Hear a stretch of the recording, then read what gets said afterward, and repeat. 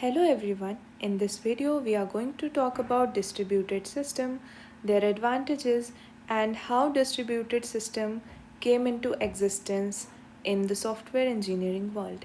So let's get started. Let's take an example where we have Harry, a business owner who has a small grocery shop and wants to take his business online for catering requests and orders coming online.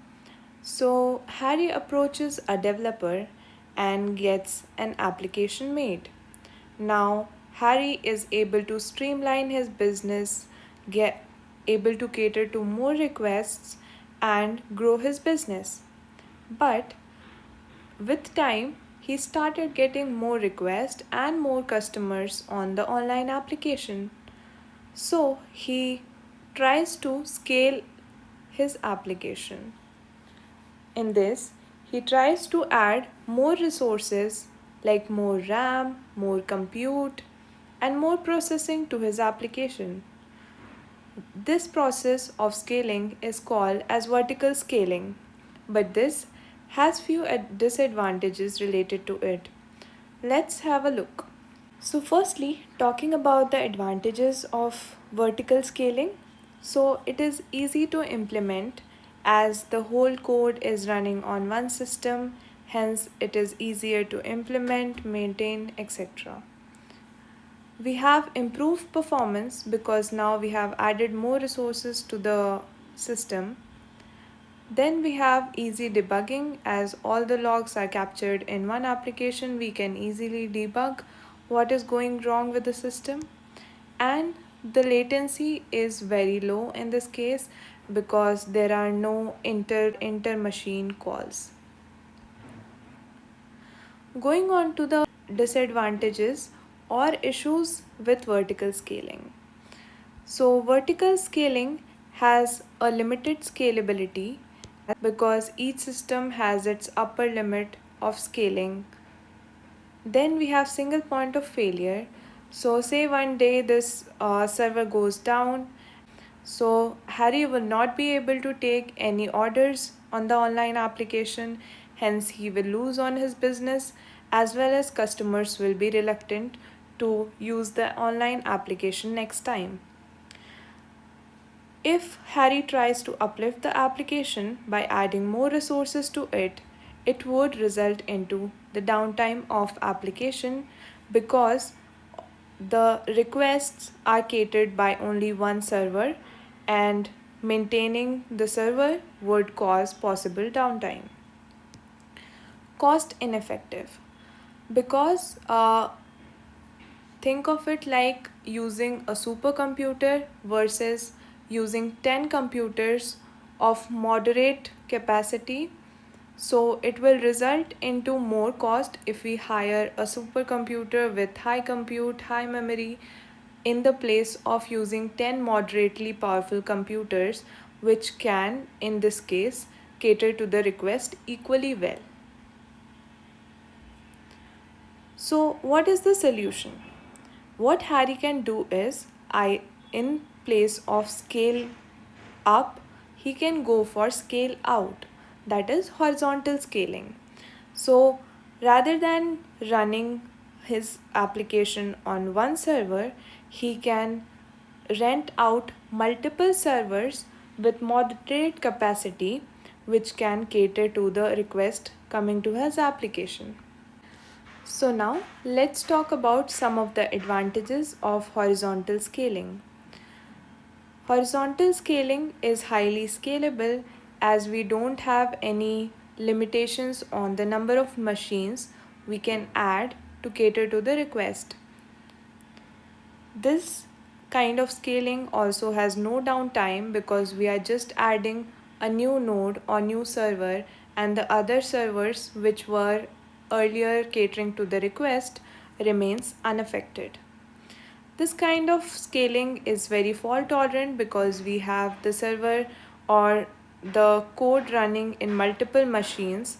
So if one machine goes down, the other ones can take it. This has high performance because again it has many machines catering to a request, Hence, the time taken by time taken by the application to cater a request will be much lesser. This will be highly available as we have multiple nodes in place to take care of the request coming in.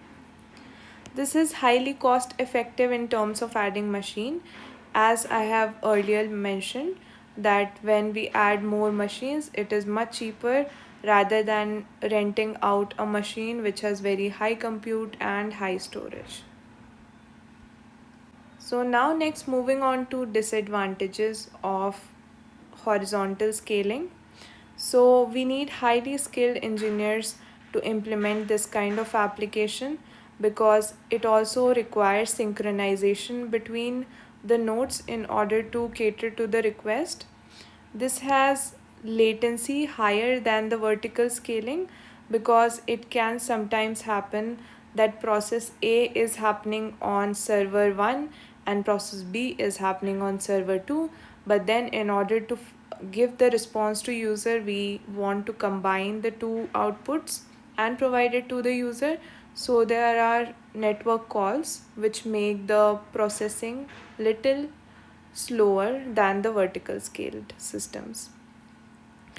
It is difficult to debug because we have distributed logging or distributed tracing, which can be difficult and will require a highly skilled engineer to pinpoint the fault. And these kind of systems are complex to maintain.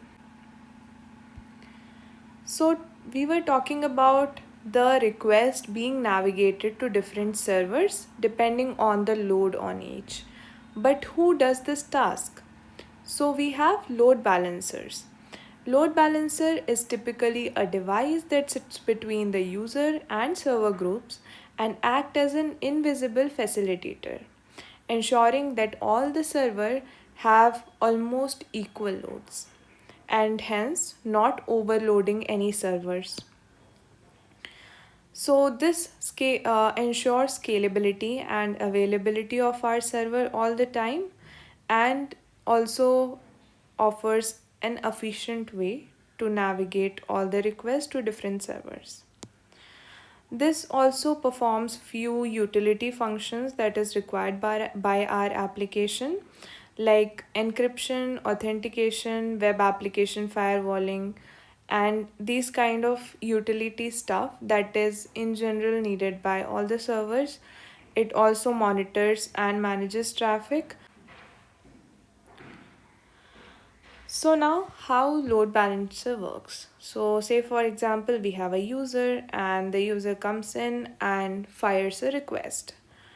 In this case, load balancer will assign this request to some system. In among the different nodes, it will assign the task to one of the application. Say for example, at the same time we have another user coming in firing a request. So the load balancer distributes each of the incoming request equally between the nodes so that none of the nodes are highly overloaded. So we have talked about the load balancer, but then how these servers execute the code.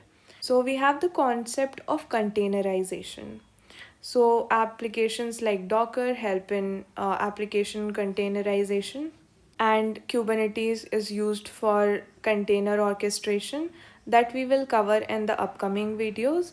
But the concept of containerization is basically creating a package of code that includes all the dependency that an application might need to run on any operating system, such as libraries, binaries, configuration file, frameworks, into a single lightweight executable. So server is just a machine.